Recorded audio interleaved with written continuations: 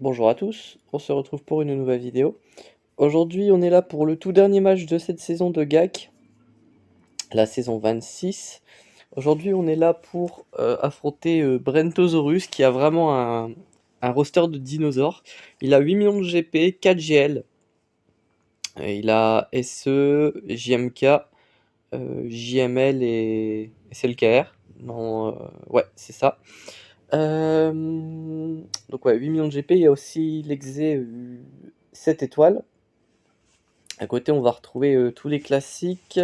En plus de ça, il a les persos de conquête, y compris le nouveau vaisseau de l'intercepteur, le vaisseau intercepteur, avec la 9e sœur à l'intérieur. Donc ça, c'est cool. À côté de ça, il a pas mal de petites choses, comme des Omicrons par exemple. Il a celui de Qui-Gon, celui de Zam, et celui de Wampa aussi. Donc ça, c'est assez intéressant. Donc on va pouvoir se lancer le match. Normalement, je vais montrer ma défense d'abord. Non, d'abord la sienne. Donc il a Django Lead avec Zamomicron. Il a Moll Conquête avec des persos G12, excepté la Bo-Katan. Il a DNS, très classique. Et il a SE avec des sites. Avec des sites, en fait, c'est quasiment tous ses prérequis, si j'ai bien vu. Une Aura Sing avec une Bad Batch, une Motmatma et une Qui-Gon.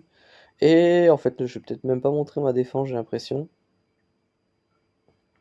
Ah bon, là j'étais un peu en panique dans le choix des menus, visiblement. Ouais, donc là, contre la Bad Batch, j'ai l'avantage de la speed avec mon amiral Piet. Donc j'ai décidé d'envoyer mes IT, voir si ça fonctionnait, j'avais jamais testé. Donc bah là, en fait, ce que je fais, c'est que je mets le Daze d'entrée de jeu et je vais essayer de tomber à un des toons les plus importants de la Bad Batch, même si ce n'est le plus important, c'est Echo. Enfin, c'est le plus rapide et si celui-ci se met à jouer, ça peut vraiment faire très mal. Là, je vais défoncer en priorité Omega puisque elle est très low gear, donc très facile à tuer. Donc ça me permet d'aller stacker facilement mon TM. Ensuite, on va vraiment aller tuer Echo pour éviter qu'il joue. Et ensuite, ben, maintenant que mon TM est assez bien chargé, je distribue des patates. Je vais tuer Waker parce que il est bien plus low gear que les autres. Et une fois qu'il est mort, honnêtement, ça passe assez tranquille. Donc c'est une bonne utilisation des IT, 75 bannières. C'est plutôt pas mal. Euh, hop. Donc, euh, tout de suite la Qui-Gon Omicron avec Mace Windu, Anakin et Zaris. Ayla étant vraiment là, ouais, Ayla étant vraiment là pour faire une full RG, donc une full République Galactique avec les Jedi. Euh, Hop, donc ici le but c'est simple, c'est qu'on va stun le Anakin. Hop, voilà, tac tac tac. Là malheureusement ça dispel Anakin. Hop, je vais dispel Mace Windu pour être tranquille, comme ça plus de raillerie. Je me prends la AOE d'Anakin avant que Qui-Gon meure, donc pas de boost pour la AOE. Hop, donc moi je vais tuer Qui-Gon et en ayant mis le blind sur tous les autres, euh, même avec leur tour, bah, ils me font pas de dégâts puisqu'ils ne me touchent pas, donc c'est cool. Là on va essayer de tuer Ayla parce qu'elle est très haute en TM. Et ensuite il reste plus qu'à aller tuer Mace Windu et Zaris. Je commence par Mace parce qu'il est plus haut en gear. Et ensuite on termine par Zaris qui est G12, c'est un soutien soigneur donc pas terrible. 59 bannières, c'est très bien. Donc voilà. Contre la Aura Sync, je vais utiliser ma RJT parce que voilà, ça serait overkill d'envoyer autre chose. RJT c'est un très bon counter BH, donc on en profite. Hop, donc là voilà, tout le monde commence camoufla par Cat Bane. Donc je vais le contrôler, je vais mettre le burn pour aller chercher ma jauge de tour sur mes toons. Hop, je continue à booster mon thème en faisant jouer tout le monde, surtout sur les ennemis avec des exposes. Hop, je tue Cat Bane parce que pas le choix, hein, tous les autres sont camouflés. Je vais tuer Aura Singh, c'est la lead. Parce que voilà. Bon là je fais un camouflage qui ne sert à rien. En face il y a Dengar, il empêche les camouflages. Voilà, on tue Racing. Ensuite je vais tuer Griff pour éviter ses différents boosts. Là je remets une brûlure justement pour comment dire. pour booster le TM. Voilà, je tue Mbo et ensuite il me reste plus qu'à tuer Tengar. Malheureusement, ces grenades ont fait mal et paf, 61 bannières. Ça fait -4, ça pique énormément. Et je pensais pas, honnêtement. Donc lui, il a commencé à jouer en même temps que moi. Il a fait un Wampa Omicron sur la GG. Bon, c'est pas étonnant.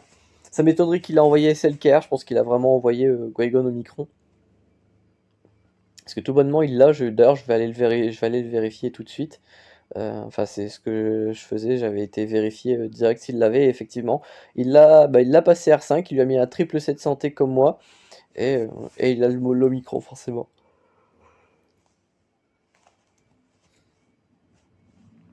Donc on va pouvoir retourner dans le match. Donc là je vais jouer la mode parce que c'est ce qui me reste pour tomber le territoire du pas. Donc je regarde le Kail Katarn, je vois qu'il est à 258.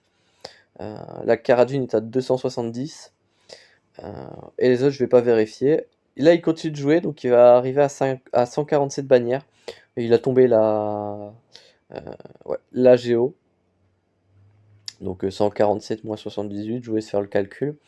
Euh, j'ai pas fait le calcul, honnêtement, ça m'intéresse pas trop. Pour moi, il a envoyé soit une Traya, soit une Epivador. Euh, donc voilà. Hop, donc là, la mode Motma, je sais même plus ce que j'ai envoyé pour être tout à fait honnête. Euh, je vais pas envoyer Epivador, c'est sûr. Je vais faire un Wampa Omicron quoi qu'il arrive. Voilà, c'est bien ce que je me dis parce que même, en fait, je voulais prendre le risque de tomber la mode Motma avec Wampa, même s'il y a un risque de timeout parce que honnêtement. Je sais que ça marche, il y a juste le timeout, mais je prends vraiment le risque parce que je veux ouvrir le bac le moins cher possible et je trouve que l'Omicron de Wampa sur cette team, bah justement, c'est pas cher payé. Donc le but, bah voilà, c'est de faire la SP1 d'entrée de jeu au premier tour du Wampa. Ensuite, on fait que des SP2. Le reste, c'est full contre-attaque. Sauf cas d'extrême nécessité, mais là, voilà, par exemple, voilà, je fais une SP2 plutôt qu'une basique. Là, voilà, j'ai pas le choix que de faire d'une basique parce que les autres SP sont en délai. Donc, je vais aller faire une basique. Hop, je continue de faire. Ah non, là, j'ai fait une basique, ok. Hop, hop, donc voilà, le scout meurt. Hop, voilà. Donc là, voilà, je continue de booster. Je vais pouvoir refaire une SP1. Comme ceci, voilà. Hop, hop, hop. Tranquille. Mais c'est vraiment, voilà, les contre-attaques qui vont vraiment faire tout le travail. Hop. En plus, je fais de plus en plus mal, donc là, c'est sûr qu'il me résiste plus du tout. Ah, voilà, je tue encore une fois l'éclaireur. Là, la Kara n'a plus de bonus pouvoir et contre-attaque qui la tue. Donc parfait, 68 bannières, impeccable.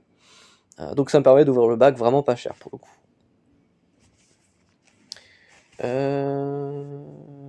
Ouais, hop. Donc derrière, il a planqué un SLKR, il a bloqué une IDN Versio, planqué une IDN Versio et le restant de CFO dans une deuxième team. Bon, là, encore une fois, je peux toujours pas faire mon counter JKR, JKL, le SLKR étant beaucoup trop rapide, j'ai pas l'habitude avec les officiers, donc voilà. Et en haut, il y a un SE, donc là, va falloir aller chercher un- les deux GL, donc je vais utiliser les deux miennes.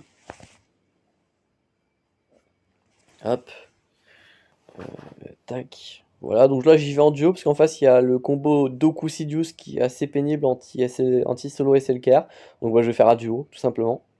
Parce que du coup là j'ai. En fait ils vont envoyer tout leur DPS sur mon cru.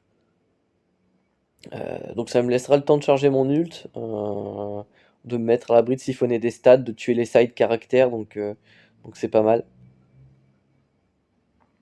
Hop, là je vais double stun un toon, voilà, cette molle, pour éviter son nowadays entre autres. Hop, voilà, bon là il focus à fond mon cru, c'est le principe. Plus il le tue vite, plus en fait le SE ne charge pas son ult, hein, parce que c'est très difficile pour SE de charger un ult avec un seul ennemi en face, euh, parce que du coup il peut pas linker des ennemis. Euh, et en fait il est obligé de link deux ennemis Parce qu'en gros, si parmi les deux toons qui ont été linkés, il y en a un des deux qui meurt, bah en fait ça enlève automatiquement le lien sur le deuxième. Comme ici, hein, vous voyez, le SLK n'a plus les liens. Et les liens n'expirent pas, hein, donc c'est pas voilà, mon SLK qui a vu les liens expirer, hein, ils ont vraiment disparu parce que le cru est mort justement. Donc là, son ult en face va charger beaucoup plus facilement et en fait, il n'aura même pas le temps de rentrer en ult, me semble-t-il, parce que je vais le tuer avant, genre juste maintenant, voilà. Et j'ai fait un 64 bannière qui est assez propre, mine de rien. Hop. Donc ensuite, je suis allé chercher le SLK direct ensuite. Mon but, ça a été d'économiser Gas et JKR.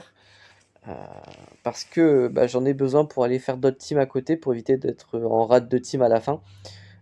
Donc je vais faire une JML, JKL, Hermitioda que je peux largement détacher de la JKR, c'est pas grave.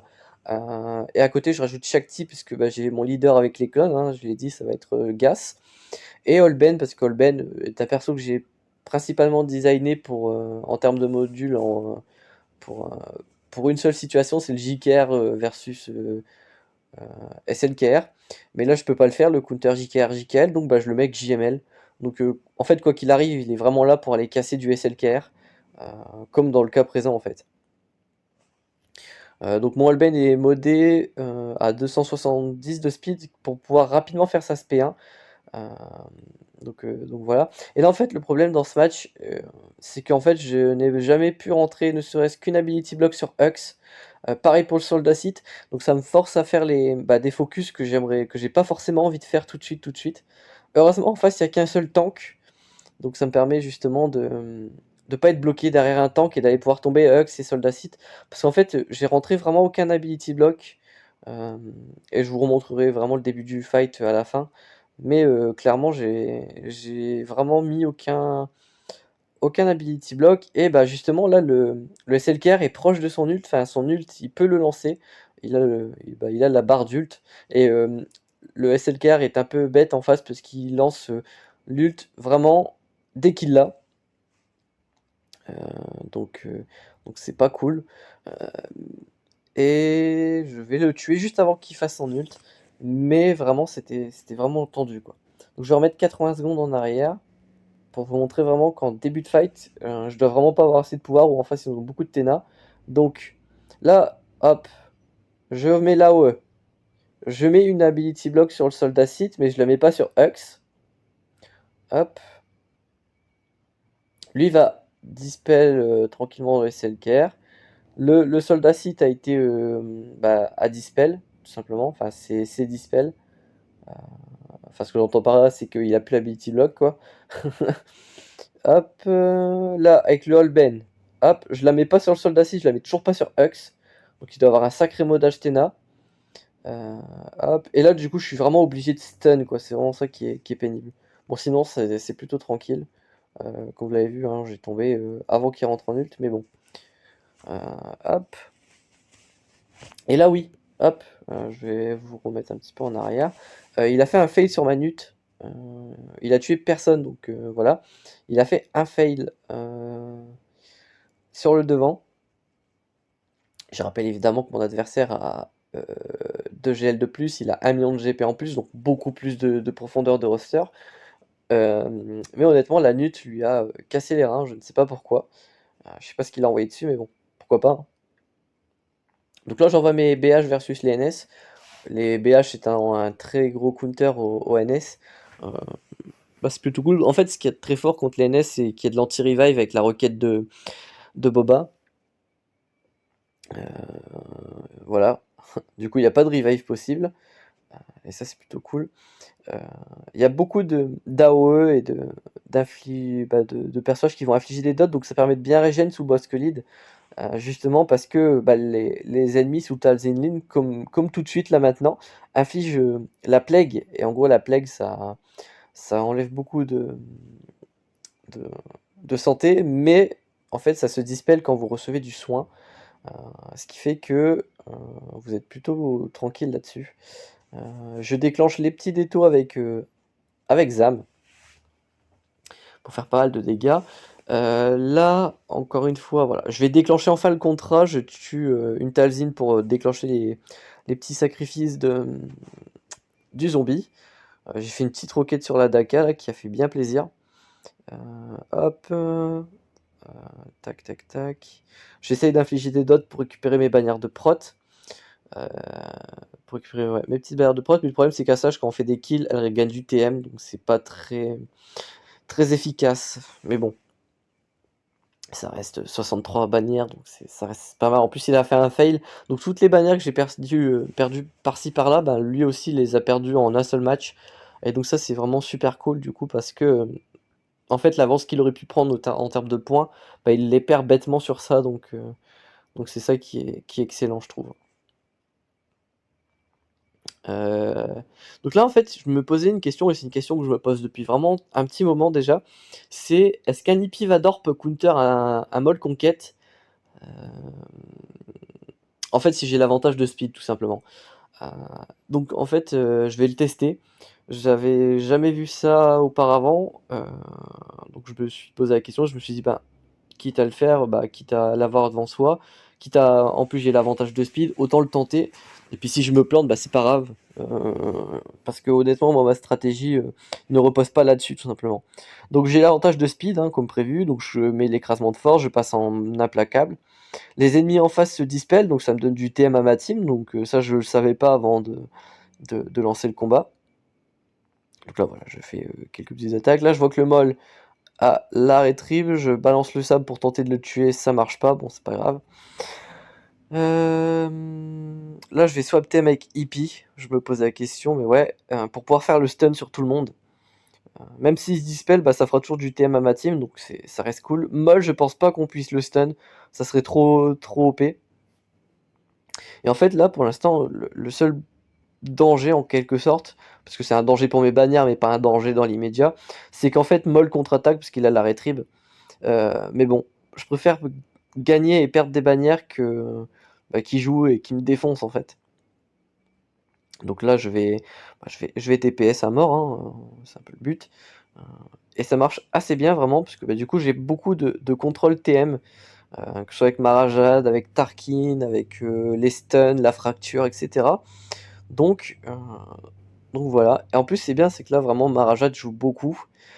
Donc elle feed mon TM, elle permet de tuer des ennemis, etc. Donc c'est vraiment super intéressant.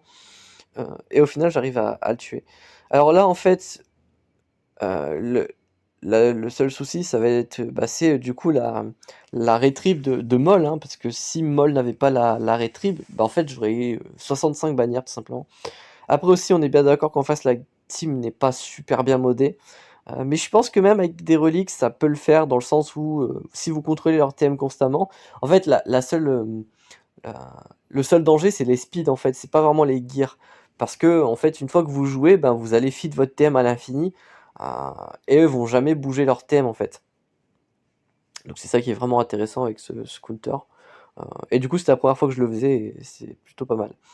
Là, je vais faire une JKR sur les BH, justement parce que j'ai le bonus Tena. En face, ça inflige beaucoup de malus, notamment des détos, la brûlure de Django, les ability blocks de Boba. Il y a aussi pas mal d'AOE, donc pouvoir se protéger, pouvoir résister aux debuffs, etc. C'est vraiment goldé. En plus, je peux ignorer le taunt avec la marque, ce qui me permet justement d'aller dézinguer le Boba rapidement pour éviter de prendre une requête de l'espace. Je tue la ZAM justement pour désactiver l'Omicron. Là, je peux me faire un TM avec Plo Koon, l'aspect 2, hein. Super intéressant. Je tue un Gridou qui est assez faible en vie, il est G12 en plus, donc lié à ça. Hop. Voilà, il n'y a plus qu'à éliminer en vrai les persos dangereux, hein, rien de sensationnel. On essaie de récupérer les bannières de prot évidemment. Là, je prends une petite roquette, mais bon, je dispelle l'immunité au heal sur Django. Sur Jolly, pardon. Voilà, vraiment gros focus. Je tue le Bosque pour pouvoir justement derrière aller marquer le Django et récupérer une bannière de prod sur tout le monde excepté Plo Koon. Ce qui me fait un 64 bannières assez propre. C'est ça qui est intéressant. Donc on clean le nord. Donc ça lui fait 2 territoires à clean forcément. Bon après il a beaucoup de matos en face, hein. C'est pas surprenant s'il me clear. Hop, donc il n'y a pas d'exécuteur en défense, hein, c'est ça qui est intéressant. Donc lui il va devoir tomber le mien. Donc là, il y a la crue à tomber. La crue, je vais y aller en... En quoi? C'est ça la question. Ah, non, je vais pas faire ça en premier, je vais faire la Hidden Versio d'abord. Je vais faire la Hidden Versio et je vais faire une petite boulette qui est pas super beau à voir. C'est que je vais envoyer Ness sur la Hidden Versio et je vois qu'elle a 30% de pouvoir. Donc je me dis, ma Ness, elle en a 170, donc pour poser un stun, en fait, elle peut techniquement ne peut pas me poser de stun, la Hidden Versio. Donc à ce moment-là, je me dis, bah, c'est génial. Je, je vais y aller en Kira Nest et puis je vais laisser Kira faire tout le boulot parce qu'en face ils vont attaquer et ils vont tabasser. Bah, déjà ils vont tuer Kira, ça c'est une certitude. Elle va même prendre l'entrée, l'attaque d'entrée de jeu de Hidden Versio, je crois. Ouais, voilà. Euh, et ensuite ils vont taper Nest qui va counter attaque. Bon, jusque là rien d'anormal. Mais quelque chose que j'oublie, bah déjà c'est que le Death Trooper met la marque de mort, mais ça honnêtement on s'en fiche. Mais surtout que sur sa basique il met le Daze. Le Daze, c'est quoi? Je le rappelle, c'est ça, c'est ce que je viens d'infliger à l'ennemi. C'est la spirale là qui en fait empêche les attaques en dehors du tour, notamment les contre-attaques qui est le gameplay principal de Nest. Euh, donc, euh, donc voilà, mais ensuite il y a surtout le Death Trooper, voilà, il met le Daze et voilà, il me le rentre. J'ai pas pensé à checker le pouvoir du DS, ce qui est pénible. Donc à ce moment-là, ce que je sais de source sûre, c'est que je ne vais pas mourir. J'ai trop de régène de prot avec Nest grâce au lead de Kira justement, et surtout grâce au vol de vie de Kira, de Nest, euh, qui est d'ailleurs donné grâce au lead de Kira, je pense. Non, non, non, c'est Nest qui l'a. Enfin bref. Donc voilà, ça c'était la certitude, c'est que je ne vais pas mourir. La question c'est est-ce que je vais finir par être stun par le Death Trooper, ou si je vais pouvoir le tuer avant. Hop, donc voilà, il joue avec la marque de mort. Il me rafflige voilà, le Daze, donc c'est pas sympathique. Mais là, j'arrive à le tuer. Et donc à ce moment-là, je me dis, ben en fait, c'est bon, je suis tranquille. Maintenant, il n'y a plus qu'à attendre que je sorte de Daze et de la Deathmark. Et on va pouvoir aller tomber toute la team. Il me reste en plus 3 minutes 20 de temps, donc on est plutôt pas mal. Ça y est, j'ai plus le Daze. Et donc là, il n'y a plus qu'à attendre toutes les counter-attaques en fait. Euh, Petite préférence de focus pour l'instant, moi, c'est le Shore à ce moment-là, parce qu'il prend la raillerie et donc faut réussir à le tomber, quoi. C'est ça qui est important. Hop, voilà, donc là il prend la raillerie, ça dispelle instantanément derrière, voilà, je lui mets une basique pour être sûr de le tomber. Hop. Donc là derrière, voilà, je fais toutes les contre-attaques possibles et inimaginables sur les ennemis, notamment sur le Shore. Voilà, voilà, full assist, ça dispelle les immunités au crit, donc ça booste mes dégâts critiques. Hop.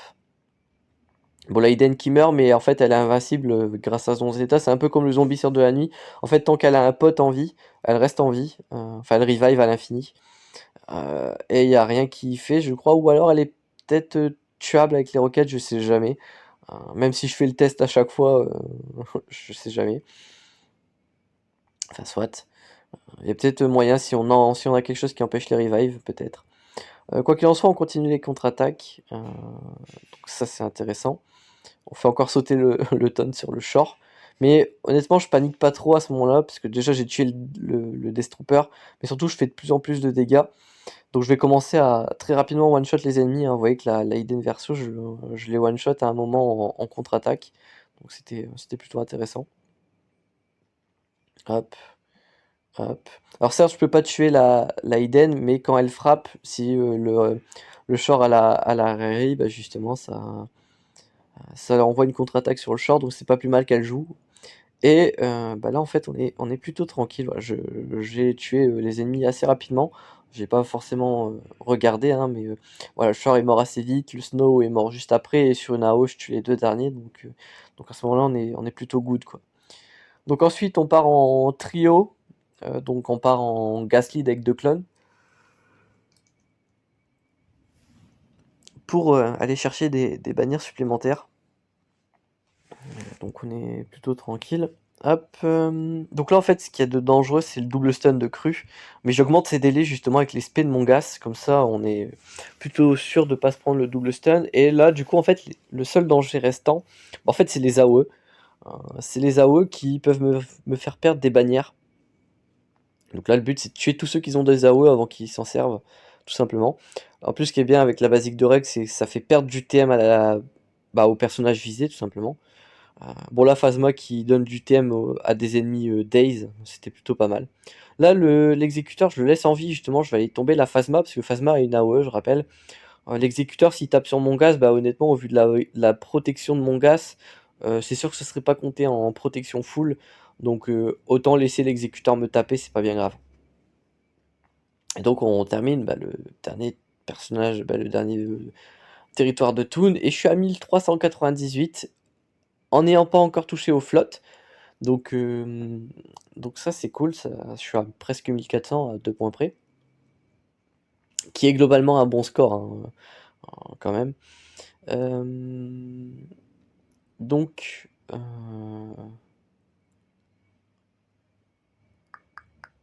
oui, donc là je vais partir en Malo versus la chimère. Donc le Malvo, hein, c'est un très bon counter au Malvo. Ouais, le Malvo c'est un bon counter à la chimère. Ce qui m'avantage pas mal. Et surtout quelque chose que j'avais pas pris en compte, euh, même si on l'avait vu tout à l'heure, mais c'est que lui, il a l'intercepteur, le vaisseau de la 9ème sœur. Donc là, il s'en sert. Euh, justement, c'est son premier renfort. Euh, justement, c'est assez intriguant de voir ce qu'elle fait. Et honnêtement, là, dans ce match-là, euh, alors c'est peut-être parce qu'elle manque de gear, hein, je crois que sa 9ème sœur est G10. Euh, je sais même pas si c'est la 9ème sœur, peut-être c'est la 2ème sœur en fait. C'est une très très bonne question. Honnêtement, les inquisiteurs, j'ai même pas regardé, j'en ai absolument rien à secouer. Euh, donc c'est pour ça qu'au niveau des noms, je suis pas sûr que ce soit le bon. Enfin bref, mais là honnêtement, il fait pas grand-chose, donc ça reste un counter classique, c'est-à-dire que on tombe le bombardier, là j'ai tombé la navette justement avec le renfort de Spy, on tue le vaisseau de Vador parce qu'on peut. Là je vais faire sauter sa prévoyance justement avec l'aspect du Malvo. Et puis ensuite, il n'y a plus qu'à la tomber, et honnêtement, voilà, elle est très squishy, elle n'est pas très intéressante non plus. Donc avoir plus haut gear, mais pour l'instant, on n'est pas encore sur un vaisseau de compète, quoi. Et donc là, il me reste le négo pour aller counter. Le counter versus. Purée, c'est quoi sa flotte? C'est versus le moine. Négociateur, c'est très fort contre moine. C'est même très fort en général, on est bien d'accord. Mais là, en plus, en face, c'est pas non plus des vaisseaux de compète. Hein, ça reste les prérequis JML, en fait, c'est surtout ça. Il a mis Wedge en line-up de départ plutôt qu'un Y-Wing. C'est quelque chose que je comprends pas parce qu'il a JML, donc s'il a JML, il a forcément le Y-Wing minimum 6 étoiles. Parce que je trouve ça, que je trouve beaucoup plus intéressant qu'un Wedge en fait. Même 6 étoiles, il reste déjà assez tanky. Euh, donc c'est, je trouve, une erreur, mais bon. Euh, quoi qu'il en soit, voilà. Je vais m'assassis le Biggs, comme ça on fait sortir les tanks rapidement. Hop, petit AOE, comme ça le Biggs tombe. Là, je mets voilà, une petite AOE histoire de tomber Wedge. On est plutôt pas mal. Et là, il reste plus qu'à aller tomber le Han Solo. Tranquillement. Hop. Donc là, je vais Plo Koon, TM up. Donc je vais me donner du TM. Hop. Voilà. Je mets une attaque. Bon, je prends une petite contre-attaque. Une basique de Anakin. Je suis sous camouflage, donc pas de contre-attaque. Et une basique avec le BTL pour aller tomber tranquillement le Faucon Minium. 73 bannières. Pas de renfort invoqué, je crois. Enfin bref. Euh, mais voilà. On fait un petit score de 1725, ce qui est honorable, puisque c'est exactement le même que celui de la dernière fois. Euh, j'ai été un peu, ouais, un peu, pas trop non plus, mais j'étais un peu dégueulasse sur pas mal de fights. On a oscillé entre 60 et 62. Ce qui fait qu'au final, même si j'avais l'impression d'avoir cartonné le truc, au final, j'ai fait que 1725, ce qui laisse quand même, euh, pour quelqu'un qui ne faille pas, une marge de manœuvre quand même assez conséquente. Parce que si vous faites grosso modo minimum 65 partout et 75 sur les deux flottes, vous pouvez aller très facilement chercher le 1750. Donc vous voyez que ça laisse quand même pas mal de marge d'erreur. Bon là, mon adversaire a fait un fail. Donc, euh, donc c'est ça fait perdre 20 bannières, hein, c'est énorme. Mais c'est encore jouable. Alors ça va pas jouer à grand chose, mais ça peut justement ça peut encore le faire. Donc je vais vous retrouver dans quelques petits instants parce que j'ai déjà, je crois, le score final. En tout cas, il a déjà joué les personnages, ça c'est sûr. Enfin bref, on se retrouve tout de suite.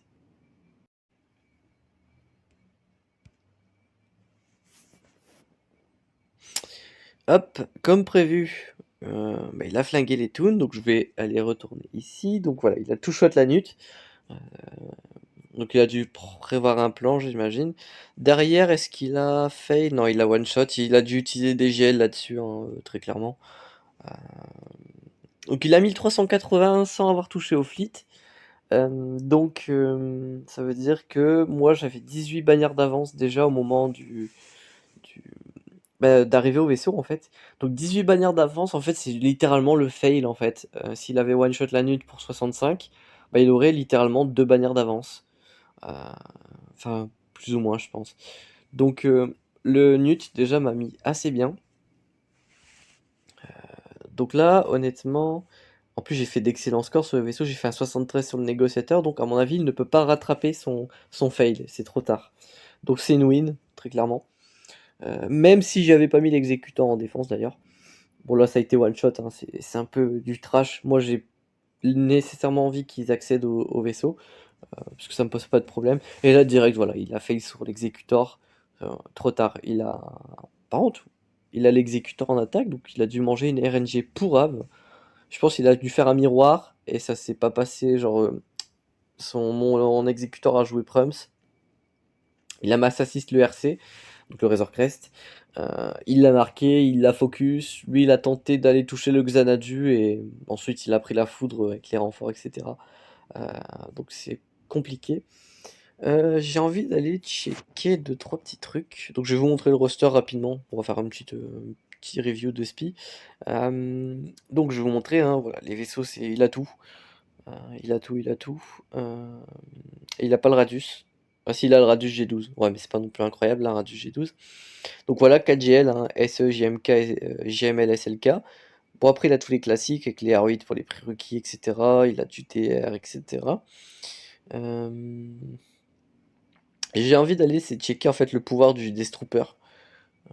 Destrooper, c'est un G12 sans état, donc il a assez pas dans le roster. Modé avec un seul set de pouvoir, d'accord.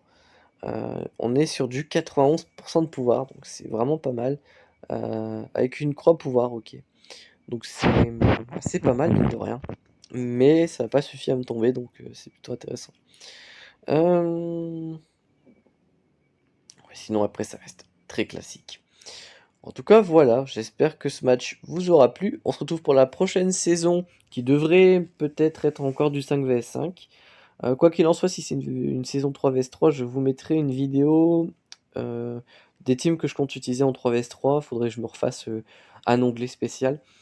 Quoi qu'il en soit, voilà, j'espère que ce match vous aura plu. On se retrouve très bientôt pour la prochaine saison de GAC. D'ici là, portez-vous bien.